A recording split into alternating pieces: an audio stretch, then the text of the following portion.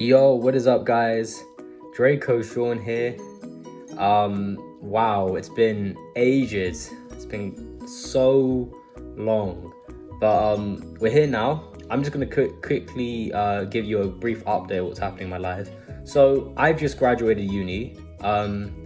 Just got my degree. So yeah, I've just got that out of the way. I had to let you guys know about that because obviously I've not been uploading. I think I picked the worst time to start YouTube because I did it literally when my uni time was getting so stressful. But now I know it's over, which is good. So yeah, I'm excited to start doing more One Piece videos now, and I want to do this on a daily basis as well. But wow, yeah, it's been for ages. It's been ages and ages. But we're here now.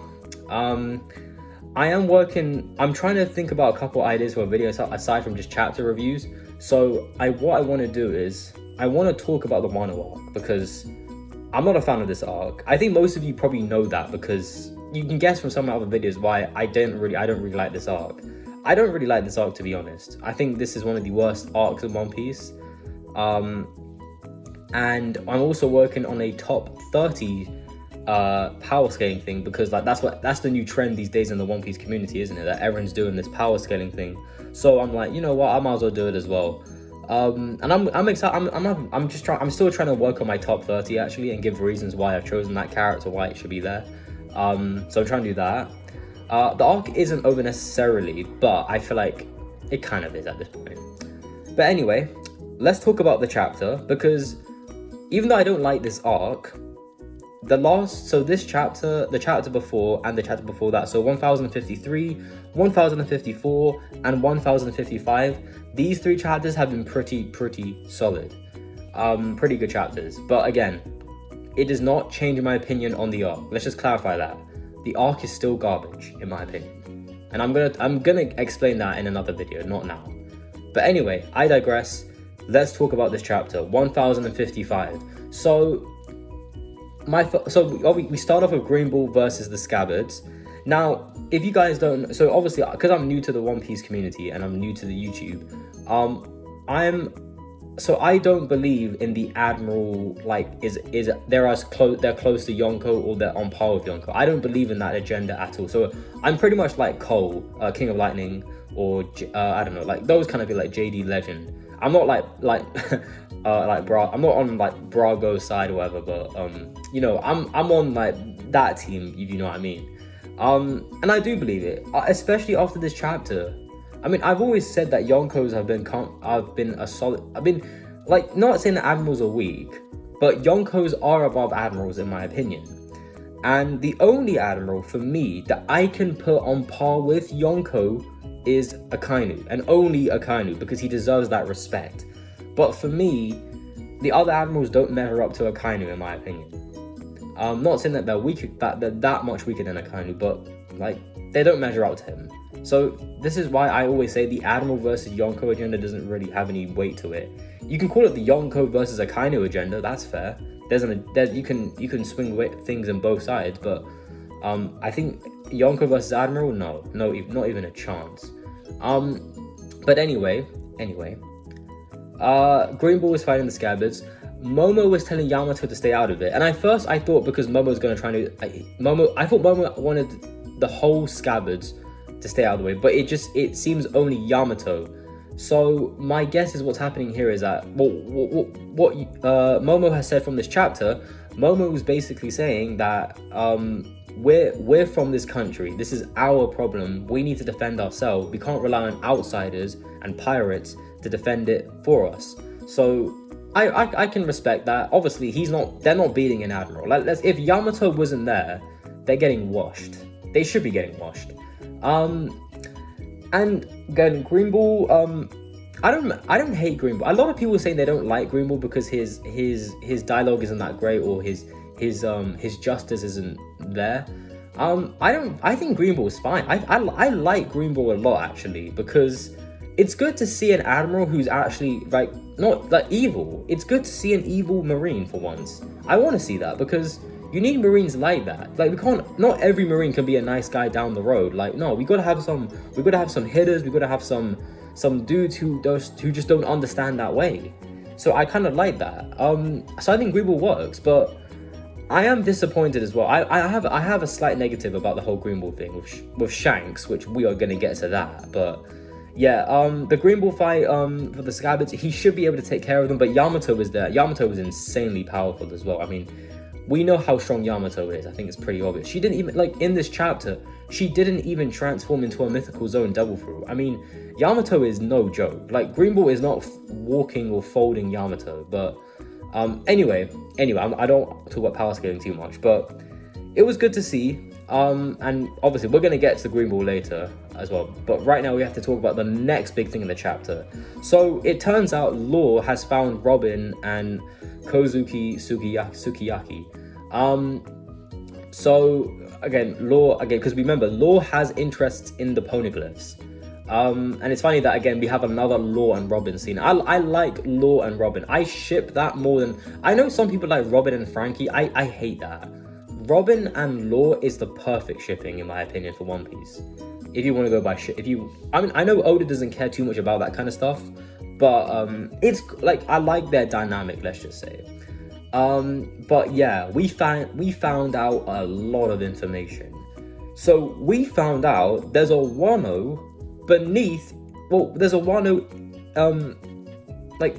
like directly under the original, the Wano that we know. So there's another Wano, and this Wano was the one which was 800 years ago, so during the Void Century pretty much, which is crazy. And we actually found out, actually, this is something funny as well that people are talking about, like, well, we found out that the reason why they were able to find the poneglyph because of Jack. So Jack actually did have a W, guys. Like, I know people don't like Jack a lot, but I'm like, bro, like, you can't deny it now. Jack is looking kind of clean, but anyway, I digress. It was cool. It's cool that it mentioned Jack, and I find it interesting also that they're mentioning Jack. So I do wonder, because remember in the 1053. We saw King and Queen, they were together, and Green Ball obviously, like, you know, he beat them. I don't know where Jack is. That's very interesting, actually, because it's interesting they brought up Jack. So I do wonder if he's going to have another role maybe to play, maybe, that we don't know about, because he is a fisherman, so we don't know what he's going to do. But that was interesting. It's good they actually referenced that Jack being a fisherman, because I was like, that should be something that's mentioned in the manga, so I'm actually happy they mentioned that. But anyway, it's crazy. It's crazy. That, and we found out a little bit of history. So apparently, so this is a bit of geography apparently. So in Wano, there were walls around Wano, and then on top of, and because of that, when the rain fell, it would constantly just, because the water can't escape anywhere, it's just filling up the entirety of Wano. So yeah, that was kind of interesting. That was really interesting. And it's interesting also because then we found out that Pluton is literally even below that. So we don't know what Pluton is. People are saying that Pluton might be an animal, maybe. I can see that, but like being some sort of creature, maybe. I thought Pluton was going to be a living person, like Momo or something, but I guess not. Or I mean, maybe it is a living person. Maybe it's not. Maybe it's an animal or something. I don't know, a creature. Because we don't know what Pluton is. Is it a ship? Is Pluton a ship? I don't know. But like, this to me it's crazy, because it's like, we don't really know much about Pluton now. But what this pretty much tells us is that someone is going to do that. Someone is going to unleash Pluton in the world. And it's not going to be a good guy. No way. Like, so apparently Odin obviously knew about this. That's why he wanted to open the borders of Wano. So I don't know what this implies. So that pretty much tells me that Odin wants, because remember, Odin learned about the history of the world with the Roger Pirates, and he obviously knows about the danger that the world government pose. So probably unleashing the ancient weapon is probably the smartest way to counter the world government, because that's what's happening here. Like, you would think unleashing an ancient weapon is bad, but maybe it's a good thing. Maybe that's what they need to take down the world government. That's why maybe Odin wants the Wano borders to open and all that stuff. But someone is going to do that, and I don't know who it's going to be. People are saying Blackbeard. I'm still leaning towards Kaido and Big Mom doing something, because I will say this as well, because this is something on the side note quickly. If Kaido is dead, because we haven't seen Kaido in a while, right? We haven't seen Kaido or Big Mom in a while. I don't think Big Mom's dead. But Kaido, no way. As well, same thing. Because, to me, if he dies from magma, I will be... Well, this arc is the worst arc in One Piece. I can say that with a straight face, and I have no regret saying it. That if Kaido died from the magma, and he's not going to play a role anymore in One Piece, without even having a proper backstory, or anything, that is trash. Undefendable trash. So, I'm expecting someone to unleash this weapon on the world. Kaido and Big Mom brought up the ancient weapons in their speech, so I'm assuming it could be them. However, Blackbeard is a candidate as well. So we'll see where that goes, but that is very interesting. So my theory is probably that Pluton is going to be some sort of living creature. Maybe some, I don't know, some people are saying it's a sea god or something, I don't know. We'll see, but this is very interesting. So let's move on to the next big thing.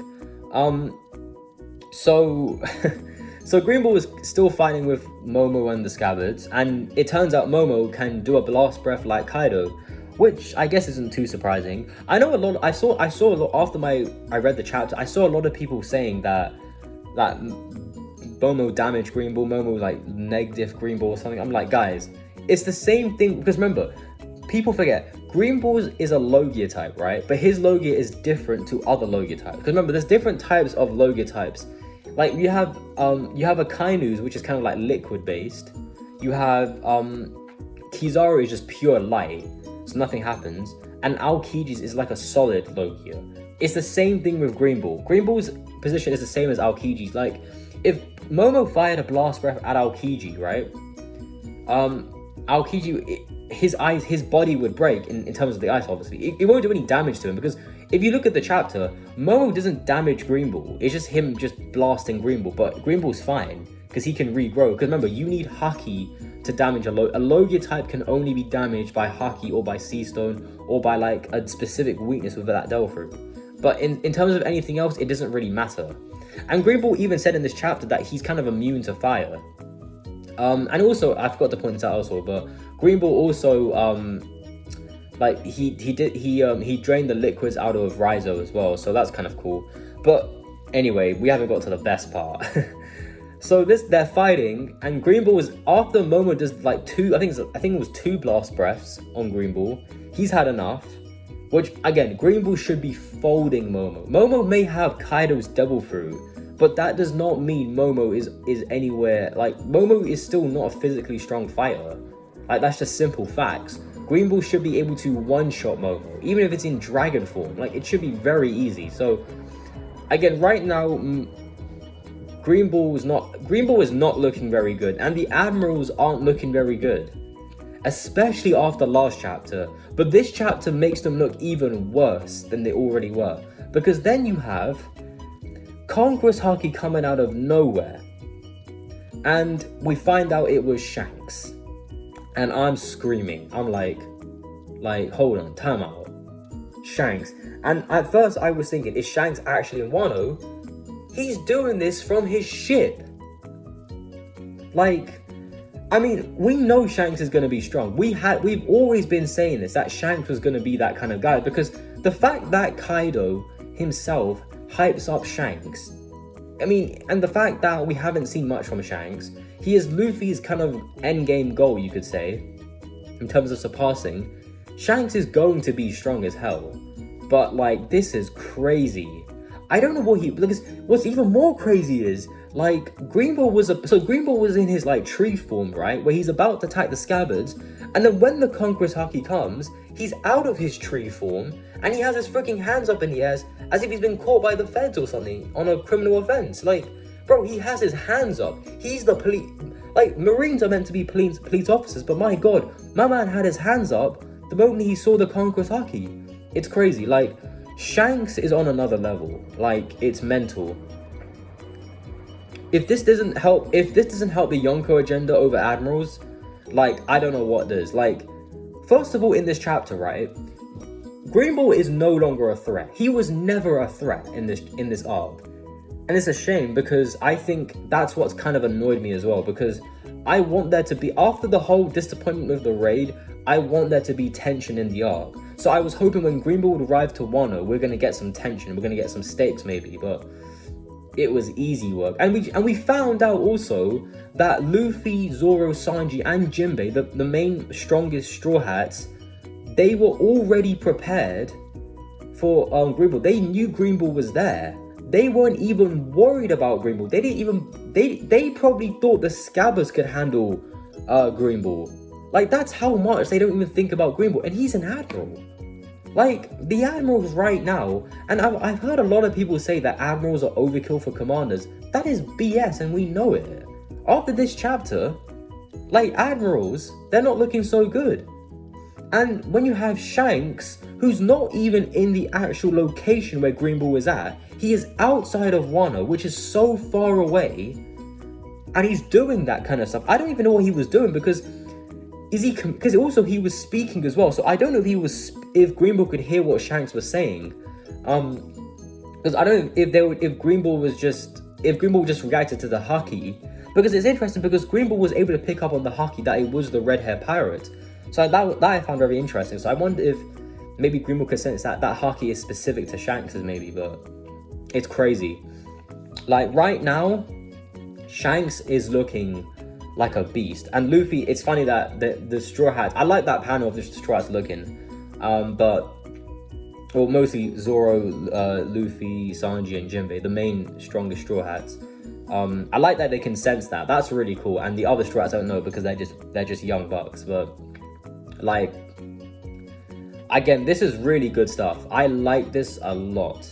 But if you're an Admiral fan, after the last chapter with Sabo and the stuff being revealed, I don't know what you think about this chapter, because oh my god, I saw Brago's reaction to this, and he is I love Brago. Brago's great, man. I would love to one day do a collab with someone like Brago or someone, or any of these One Piece YouTubers, but I just saw his reaction. It's hilarious, because, you know, everyone knows in the One Piece community that Brago is he's an Admiral supporter, so I kind of like that.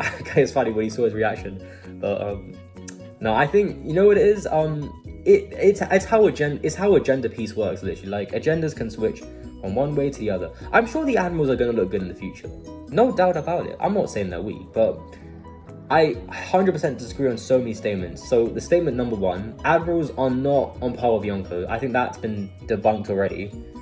Admirals are not overkill for commanders. I think that's obvious already. And admirals are not even close to Yonkos in terms of strength. There's still a little gap between the admirals and the Yonko, but yeah, it's a good chapter though. Overall, it was a great chapter. I like Shanks' speech. Oh yes, and I have to point this out as well. We got now. If some of you don't know, which I think everyone knows, One Piece Film Red is coming out soon, and I'm definitely going to go watch that. We saw a brief silhouette of Uta. Now, everyone's been saying, is Uta canon or not? Which, I mean, she is Shanks' daughter. She's got to be canon. Now, One Piece Film Red, to me, what's going to happen with One Piece Film Red is it's going to be very similar to Strong World, where in Strong World, the film itself is not canon. However, the villain of the movie is canon. And that was Shiki, obviously, because we know Shiki is a big deal pirate. He is a canon character. That is the same thing I think was happening with Uta. Now, we don't know much about Uta and Shanks' relationship. My theory is that Uta might be a Lunarian, like King, but we don't know about that yet.